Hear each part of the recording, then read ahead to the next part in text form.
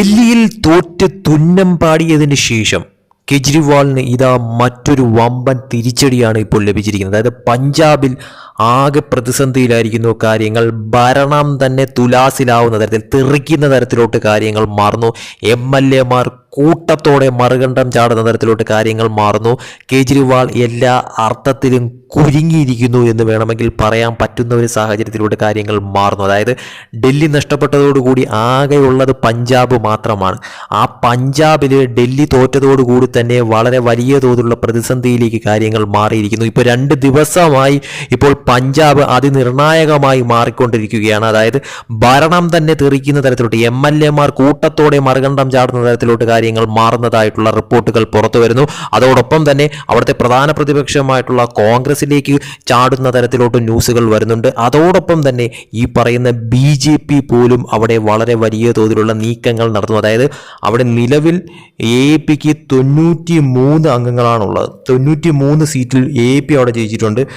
കോൺഗ്രസ് ആണെങ്കിൽ അവിടെ 16 സീറ്റുകളാണുള്ളത്. BJPക്ക് അവിടെ 2 സീറ്റുകളാണുള്ളത്. എന്നാൽ ആ 2 സീറ്റുള്ള BJPയെ ഇപ്പോൾ ഈ പറയുന്ന കോൺഗ്രസും AAPയും ഒരുപോലെ പേടിക്കുകയാണ്. അതായത് ഈ പറയുന്ന AAPയിലെ MLA മാരെ അതോടൊപ്പം തന്നെ കോൺഗ്രസിലെ MLA മാരെ പോലും BJPയിലേക്ക് എത്തിക്കാനായിട്ടുള്ള തന്ത്രങ്ങൾ അവിടെ നടക്കുന്നു. അല്ലെങ്കിൽ അവർ BJPയിലേക്ക് ചാടുന്ന തരത്തിലോട്ട് കാര്യങ്ങൾ മാറുന്നു. അതുകൊണ്ട് തന്നെ അത് പേടിച്ച് തന്നെ കോൺഗ്രസ് ഇപ്പോൾ MLA മാരെ മുഴുവൻ റിസോർട്ടിലേക്ക് മാറ്റുന്ന തരത്തിലോട്ട് കാര്യങ്ങൾ നീങ്ങിയിരിക്കുകയാണ്. പഞ്ചാബിൽ പോലും കോൺഗ്രസ് മറുപക്ഷത്ത് നിന്ന്, അതായത് AAPയിൽ നിന്ന് MLA മാരെ ചാക്കിട്ട് പിടിക്കാൻ നോക്കുമ്പോഴത്തേക്കും ഇവിടെ കോൺഗ്രസിൽ നിന്നൊരു കൊഴിഞ്ഞുപോക്ക് സംഭവിക്കുമോ എന്നുള്ള പേടി പോലും കോൺഗ്രസ് ഭയപ്പെടുന്നു. അതായത് BJP അതിനിടയിൽ നിർണായകമായിട്ടുള്ള നീക്കങ്ങൾ അവിടെ നടത്തുന്നുണ്ട് എന്നുള്ളതാണ് ഒരു യാഥാർത്ഥ്യം എന്ന് പറയുന്നത്. അതായത് 2 സീറ്റുകൾ മാത്രമുള്ള BJPയെ പേടിക്കുന്ന തരത്തിലോട്ട് ഇപ്പോൾ പഞ്ചാബിൽ കാര്യങ്ങൾ മാറിയിരിക്കുകയാണ്.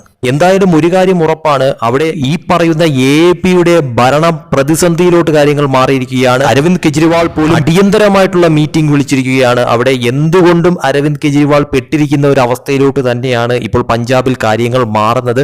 ഈ MLA മാർ മറുകണ്ഠം ചാടിക്കഴിഞ്ഞാൽ ഈ പറയുന്ന അരവിന്ദ് കെജ്രിവാൾ പെട്ടു എന്ന് തന്നെ പറയേണ്ടി വരും. കാരണം 30ഓളം MLA മാർ മറുകണ്ഠം ചാടുന്ന തരത്തിലോട്ട് തന്നെയാണ് ഇപ്പോൾ കാര്യങ്ങളുടെ ഒരു പോക്കെന്ന് പറയുന്നത്. അവരെ പിടിച്ചു നിർത്താനായിട്ട് അരവിന്ദ് കെജ്രിവാളിന് സാധിച്ചിട്ടില്ല എന്നുണ്ടെങ്കിൽ എല്ലാ തരത്തിലും, അതായത് ഡൽഹി നഷ്ടപ്പെട്ടതിന് പിന്നാലെ പഞ്ചാബും നഷ്ടപ്പെടുന്ന തരത്തിലോട്ട് കാര്യങ്ങൾ മാറും. കൂനുമേൽ കുരു എന്ന് പറഞ്ഞ കണക്കാണ് ഇപ്പോൾ അരവിന്ദ് കെജ്രിവാളിന് ഡൽഹിക്ക് പിന്നാലെ ഇപ്പോൾ പഞ്ചാബിലും ഈ ഒരു തരത്തിലുള്ള ഒരു തിരിച്ചടി ലഭിക്കുന്നത്. AAP തന്നെ പൂർണ്ണമായും ഇല്ലാതാവുകയാണോ എന്ന തരത്തിലോട്ടായി പോയി ഇപ്പോഴത്തെ കാര്യങ്ങളെല്ലാം തന്നെ. ഇങ്ങനെയാണ് പോക്കെങ്കിൽ AAP എന്ന പാർട്ടി ഡൽഹിയിൽ അവസാനിക്കുന്ന തരത്തിലോട്ട് കാര്യങ്ങൾ മാറിയിരിക്കുന്നു. അതായത് അവിടെ ഭരണം പോയിരിക്കുന്നു. ഇപ്പോൾ പ്രതിപക്ഷത്ത് മാത്രമായിരിക്കുന്ന ഒരു സാഹചര്യമായിരിക്കുന്നു.